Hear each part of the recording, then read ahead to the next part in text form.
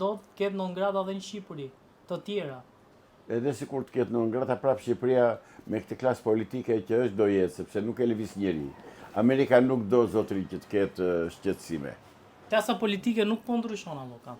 As ka për të ndryshuar. Kjo klasë politike i shërben interesave jo shqiptare. I shërben të huajve, i shërben qetësisë që do Amerika dhe Evropa në Ballkan, edhe kaq, pavarësisht se kush e paguan dhe sa e paguan këtë qetësi që bëhet këtu. Pavarësisht se shqiptarët po ikin që të gjithë. Pavarësisht se shqiptarët janë shpronsuar me kohë. S'ka mbetur asnjë shqiptare. Pra, për ty, politika shqiptare është komplet anti-shqiptare. Klasa politike që drejton sot politikën në Shqipëri është tërësisht anti-shqiptare. Qa shpresë kanë shqiptarët, avokat, kur gjojnë nga ty që klasa politike shqiptare është anti-shqiptare?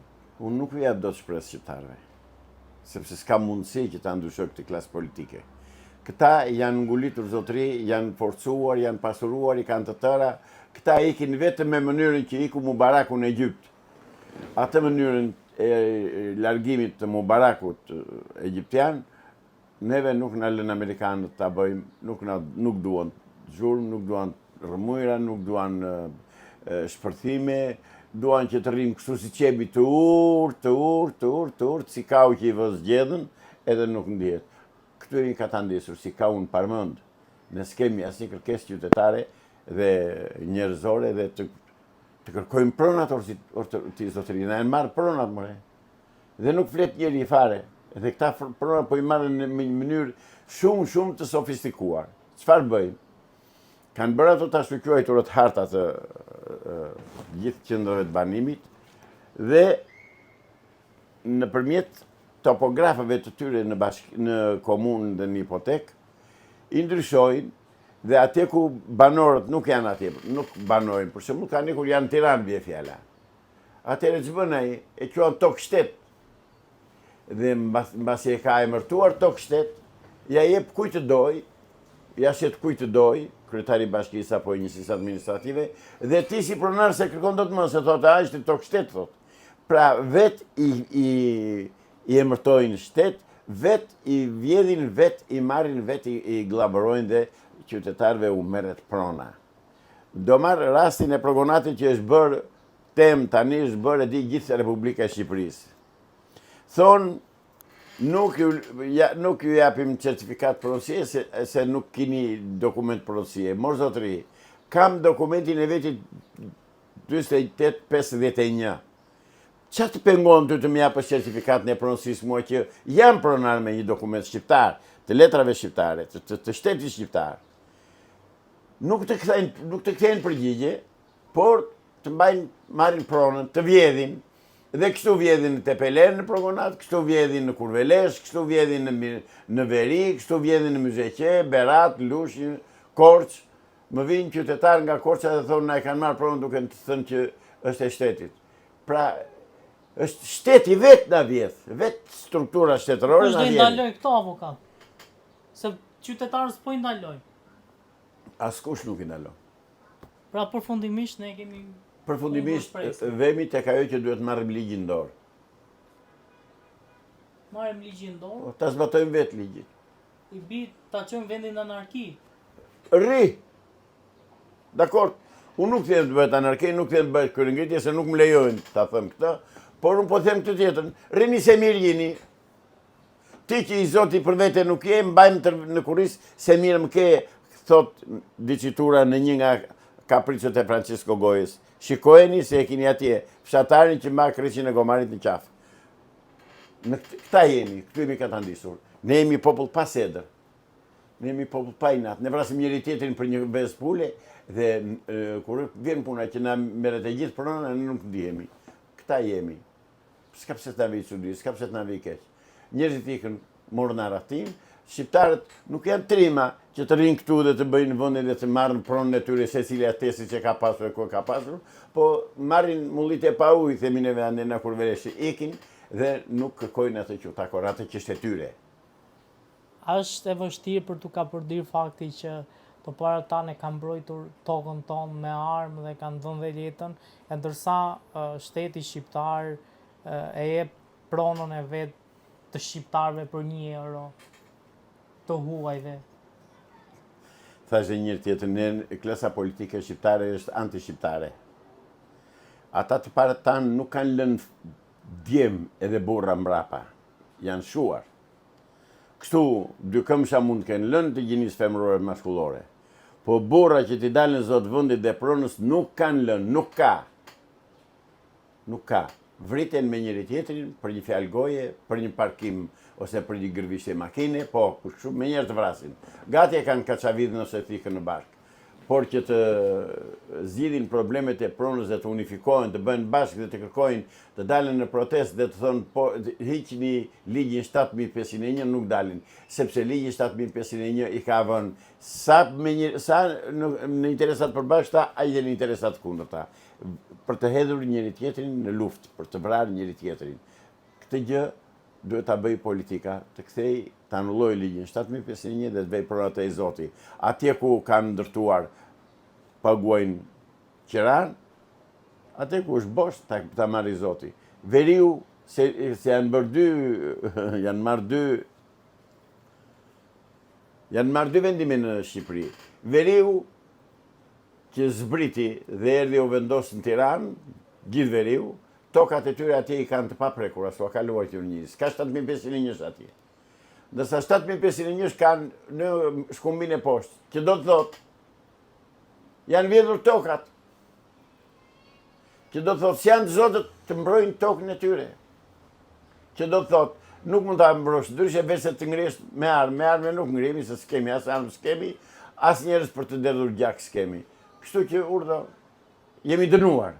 Dëgjojmë nëpër media, mbahen fjalime, ka individ të veçantë që u drejtojnë shqiptarëve dhe u thonë do t'i mirëni të tëra, do t'u kthehen të tëra, do t'i mirëni ju, do mirëni aq pensione, kaq pensione. Ka një 4 vjet që i dëgjojmë këto, deri tani s'është bërë asgjë. Prap unë shpresoj nuk e kam humbur se shpresa vdes e fundit. Por prap them që me këtë situatë që është dhe me këtë gjendje që i shohun populli shqiptar që mbetet delje tërë ditën kafeneve dhe s'kërkon asnjë, nuk kam shpresë. Avokat, ditët e fundit ka pasur një përplasje mes kryeministrit Rama dhe një prej politikanëve anglez i konsideruar si babai i Brexitit. Si e keni parë këtë përplasje lidhur me shifrat e shqiptarëve që janë të burgosur në Britaninë e Madhe? Në ratë parë, unë nuk di çfarë statistika kanë botuar anglezët për burgjet për shqiptarët që janë të burgosur në Angli. Dhe në qoftë se kanë thënë që 1 në 50 shqiptar në Angli është në burg, edhe shumë gabim nuk e kanë. Sepse ne dim, është sekret shoqëror, e dim të tërë, edhe tallemi dhe gëzojmë që shqiptarët tanë punojnë në shtëpitë e barit në Londër edhe në gjithë Anglinë. Turp, ka ta ndisen sklever njerëz pa dinjitet, pa identitet, shkojnë dhe mbyllen atje brenda dhe punojnë për interesat të gangsterëve dhe të banditëve të Londrës e të Tiranës dhe nuk vijnë aty të punojnë në vendin e tyre, në tokën e tyre. Turp të kenë dhe miru a bëjnë qilën që i trajtojnë ashtu, që i shkelin dhe i në përkëmbin. U a bëjnë paq fare, pak e kanë. Gjithë kjo përplasje, a është një lloj po themi manovër e Ramës që të rri në qendër të vëmendjes? Rama do ta gjejë gjithë një qendër të vëmendjes. I ka mbetur vetëm një tani, të dalë pa brek të Skënderbeu, se të tëra i ka bërë. Dhe se gjeti Rama në rregull është. Kush dolli dhe i tha Ramës që shkoj që po bën? Opozita, e ashtu quajtura opozitë, që s'është opozitë. Hahen tani, më more aq vota, të mora kaq vota, më ndrove atë deputet, më ndrove këtë deputet. Këta zihen për brasnja Zotëri, jo për Shqipërinë. Këta janë fytyra të ndyra që të gjithë. Komplet spektri politik është me fytyra të ndyra, kaq. A keni shpresa që Shqipëria do të futet në Bashkimin Evropian deri në vitin 2013, siç ka thënë? Jo, nuk do futet. Deri në vitin 2030, siç ka thënë Edi Rama? Nuk do futet Shqipëria në Bashkimin Evropian. E kam thënë, e them dhe do ta them. Shqipëria nuk do futet në Bashkimin Evropian. Sepse evropianët nuk e duan Shqipërinë. E ka thënë pastër fare, i ndjeri, Ismail Kadare, Evropa është një klub i të krishterëve. Kaq. Avokat, po vetëm ditën e sotme, jo më larg se ditën e sotme, u tha që Shqipëria ka bërë përparime në hapjen e kapitujve dhe së shpejti mund futen në Bashkimin Evropian. Ju thoni që s'do futet. Këto janë gënjeshtra që ka 35 vjeç që i dëgjojmë zotëri. Nuk janë të sot, jo. Ka 35 vjeç që i dëgjojmë këto gënjeshtra. Dhe nuk po bëhet absolutisht asnjë gjë. Neve na bajnë me shpresa. Kanë 35 vjeç që thonë këto zgjedhjet nuk ishin të mira, kishin ca probleme, po prapë ishin më të mira se të kaluarat. Talle me neve, ne jemi popull kaqosh. Po përdorin fjalë shumë të ulët. Pranojmë të na gënjej një gënjeshtar, një mashtrues, një matrapas, një ordiner, si Edi Rama, apo Sali Berisha, apo kushdo që ka qenë para tija, kanë të jetën që na gënjejnë. Në 97-ës, zotëri, në 17 mars të 97-ës, trupat greke hynë në tokën shqiptare. Çfarë bëri presidenti i kohës në atë kohë, Sali Berisha? Pse nuk ngriti ushtrin ta kundërshtonte, po e kishte kthyer Shqipërinë në një katrahur, hajdutësh edhe gangsterësh që vrisin njëri tjetrin? Prandaj thash që klasa politike shqiptare është anti-shqiptare. Nuk vjen njerëz të ndershëm në politikën e Shqipërisë, ta dini të, asnjë njeri i ndershëm. Kam kandiduar 3 herë me qëra fjala, ta them ta din qytetarë shqiptar, dhe në të 3 herët më kanë vënë bryllat, qoftë ai i LZK-s, qoftë ai i Aleancës Kuqezi. S'ka në Shqipëri, është mafia në politikë. Pikë.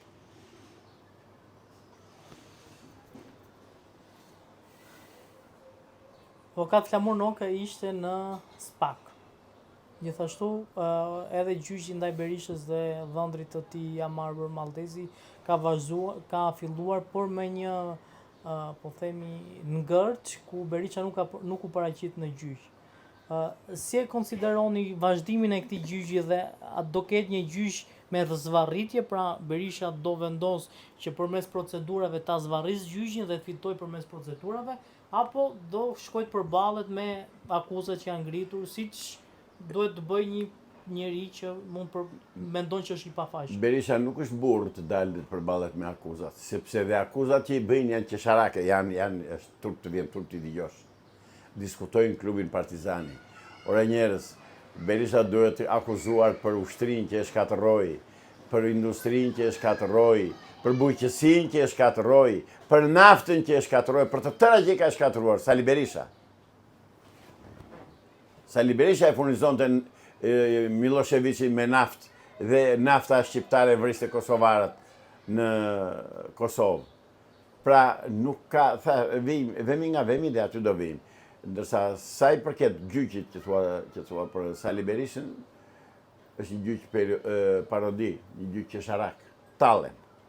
Sali Berisha në rregull është. Është kryetar partie, i partisë bolshevike shqiptare, s'është demokratike, është bolshevike, sepse nuk kanë asnjë element të djathtë. Dhe nuk lëviz ande, ka krijuar atë grupin atë klikën e tij që e mban gjithmonë afër, e ushqen atë klikën dhe ata e mbajnë në krye. Dhe nuk guxon kush tjetër nga antarësia e Partisë Demokratike që të ngrihet edhe që do të hajë këtu të zotëri. Kush jeti pas ke lidhur që të metesh për jetë si kryetar, nga i gjetë këtë drejt. Pra, është e njëjta metodologji që përdorte Enver Hoxha që ndë një 45 vjet në pushtet. Saktësisht atë ka bërë Sali Berisha. Dhe në të tëra drejtimet, në drejtimin e pushtetit, në drejtimin e krimit, në drejtimin e mashtrimit, në drejtimin e propagandës, në të tëra 100%, më ta më është një Enver i dytë. Avokat, po kur mendoni që është një Enver i dytë, qoftë Rama, qoftë Berisha, si ka mundësi që në kaq vit ata ja kanë dalë që ti mbjetojnë po themi politikës dhe qëndrojnë politik, pra? Sepse janë dy faktorë. Faktori kryesor themelor është janë evropianët që i mbështesin gjatë kohës që ata janë në pushtet, ose i furnizojnë, i mbështesin me para me të tëra që të mbeten në pushtet. Sepse atyre u interesojnë që këta njerëz të rinë në pushtet të Shqipëri, këta u aplotësojnë kërkesat, këta u aplotësojnë planet, objektivat e tyre, e mbajnë Shqipërinë, shqiptarët i mbajnë në zgjedhë, siç janë në zgjedhë, siç i shikoni, edhe ata aty do mbeten, kush do t'i heqi? O zotëri, kjo fëllëqësirë politike që ekziston në Shqipëri ikën vetëm me metodat që ka ikur ai Mubaraku në Egypt. Dollën shqiptarët atë si shlinin egyptianët me muaj të tërë në protest kundër Mubarakut. I goditi, i qëroi, i vrau, i rëzoi. E megjithatë ata fituan. Iku Asadi në Siri, se këta që bëjnë, na voton populli, thonë. Pikërisht. Po si voton populli, si është e vërtet. Këta i komandojnë tëra vetë, votimet e numurimet e të tëra e bëjnë vetë, edhe propagandën e kanë vetë, shtetin e kanë vetë, edhe thonë na votoj populli, ku i ka votuar populli? 10% që votuan kësa radhe, ai thotë kam fituar. Dhe evropianët dhe amerikanët nuk po ndihen. Unë jam drejtuar ambasadores amerikane. Zonja ambasadore shprehu për votat e për zgjedhjet e 11 majit. Mos thuaj mbështesim dhe e vlerësojmë dhe urojmë popullin shqiptar, se ju nuk jeni aty për të komunikuar me tregtarët edhe me kafexhit. Ju jeni ambasadore dhe komunikoni me udhëheqit e këtij shteti ashtu si janë. O pranojni si janë dhe thuajni po ishin zgjedhjet të mira, ose thoni zgjedhjet nuk ishin të rregullta dhe të përsëriten. Atë që bët në 96-ën, zonja ambasadore, atë që bëri Amerika në 96-ën, që kërkoi me çdo kusht të përsëriteshin zgjedhjet. Avokat, po pse nuk po ndodh një gjë e tillë? Pse ambasadore nuk po del të thotë? Dhe të dalë ta thotë pyesni ambasadoren për këtë punë. Ja po e pyesun përmjet jush. Pse i zonja ambasadore sa të pengon të dalësh edhe të thuash që zgjedhjet ishin manipulim? Apo nuk e di? Mos ta thuaj që nuk e di. Pra thoni ku fshihet lepuri. Apo doni që të mirëni atë Sazani siç është thënë deri tani, edhe siç është vendosur me marrëveshje sekrete, që është shitur Sazani pika më strategjike dhe më nevralgjike e shtetit shqiptare, tokës shqiptare. Pse nuk e thoni këtë? Pse nuk e thoni që ai Jared Kushneri ka bërë marrëveshje me këtë kuislingun Edi Rama për të marrë Sazanin edhe për të ndërtuar në Sazan? Jo më zonjo, juve nuk u interesojnë shqiptarët, juve u interesojnë interesat tuaja. Unë po ua them shqip, troç, fare, pastër. Avokata, ka ardhur koha që ndoshta edhe amerikanëve mos ju besojmë 100% verbërisht? Patjetër, as bëhet fjalë fare, faktet ata të tregojnë. Veprimet e tyre këtu të shojnë, te kjo që thoni ju. Urdhon, në 96-ën bën të pamundurën dhe u anulluan zgjedhjet edhe i kontestuan dhe thanë nuk ishin zgjedhje. Si vjetë ishte shumë më të merë në zgjedhje, vetëm se nuk u vranë, nuk u ranë si vjetë, edhe ata po pati qetësi jenë në rregull me amerikanët. Po pati qetësi që nuk u ngritën, s'ka shpërthime, s'ka protesta, je për bukuri, ata kokçarje kanë protestat, destabilizimin në Shqipëri. Po ky destabilizim një ditë do vi, s'ka, nuk shmanget nëse nuk ikin këta të qërojnë të futen në burg, siç po thuhet ditë për ditë, që do futen në burg. Deri tani s'është futur asnjë. Avokata, mund themi që Amerika luajti me dy porta, ku nga njëra anë bëri kontratën e lobimit me Berishën dhe nga njëra anë luajti me dhëndrin e Trumpit me Sazan. Gjithmonë me dy porta luajnë amerikanët. S'kan luajtur ndonjëherë me një portë. Amerikanët e kam thënë në një nga emisionet tuaj, nuk e di me ju ose me kolegët tuaj, Amerika dorë që nuk e puth, që nuk e kafshon e puth. Këtë po bëjmë. Unë po i denoncoj hapur fare, pastër, drejt për drejt. Zotërinj Amerikan, ju po në mbani diktaturën në Shqipëri, ju e mbajtët 25-90, ju, Amerikanët, ju e mbajtët. Ju i vrisnit adetarë shqiptarë në përmjet këtë filbit, sa hynin tokë shqiptare e asunit Kadir Azbiut, lokum në gojë, se do t'i themi këto t'i din shqiptarë, dhe ju s'pas keni ndryshuar, tani mbani ata pinjollët e tyre, tallin me neve, na shkelin, na bëjnë çdo qefi dhe ju prap jeni në rregull. Pra, zotëri, kjo është Amerika. Dhe t'u vi keq, po desh mund më vrasën tani sa dal këtej, se i kanë tëra mundësit. Po unë jam shqiptar, unë do ta them të vërtetën. Ose të dalin të më thonë, zotëri nuk e ke mirë, nuk është kështu. Të dalë dikush.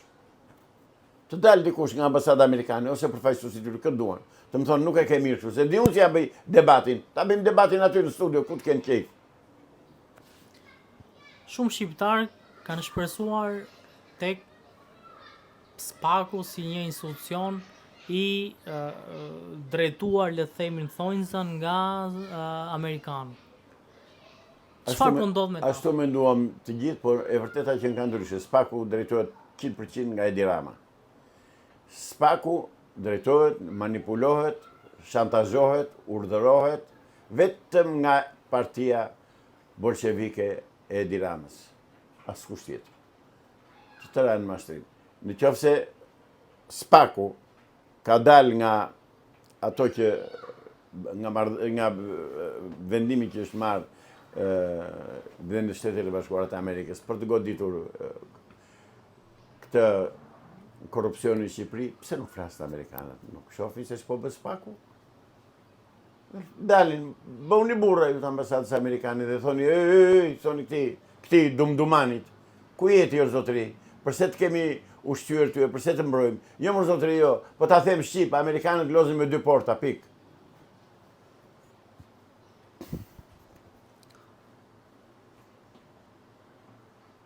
Avokat, pas kësaj që thoni ju që tashmë edhe besimi tek amerikanët nuk është ai siç ishte më përpara. Edhe te Spaku nuk është ai besimi që ishte më përpara tek ky institucion. A është një kohë e vështirë për shqiptarët? Po më keq s'ka ku vete, do shkoj dhe më keq. Se nuk po shkojmë më larg. Vëllai Tërmet Peçit ka uzurpuar një pjesë të plazhit në Qeparo, një pjesë plazhit tek atë në Palermo. Është vëllai Tërmet Peçit. Po Tërmet Peçi doli deputet, nga ta ashtu quajtur zgjedhje. E kuptoni se ç'po bëhet në Shqipëri? Po qeverisin banditët në pushtet, pik. Po qeverisin banditët, gangsterët, hajdutët, vrasësit, kriminalët, komunistë në pushtet, pasardhësit e të gjithë kriminalëve të Shqipërisë, të kohës luftës edhe të mbas luftës. Ata po qeverisin. Dhe kështu që s'ka shpresë. Nuk ka shpresë, zotëri. Kanë vetë një zgjidhje, po mua s'më lejohet ta them atë zgjidhje, dhe ta gjejnë vetë shqiptarët. Avokat, faleminderit shumë. Edhe unë falenderoj për intervistën dhe ndërkohë falenderoj dhe gjithë teleshikuesit tuaj që na ndjekin dhe na frymëzojnë për të dalë dhe për të folë gjithë të vërtetën.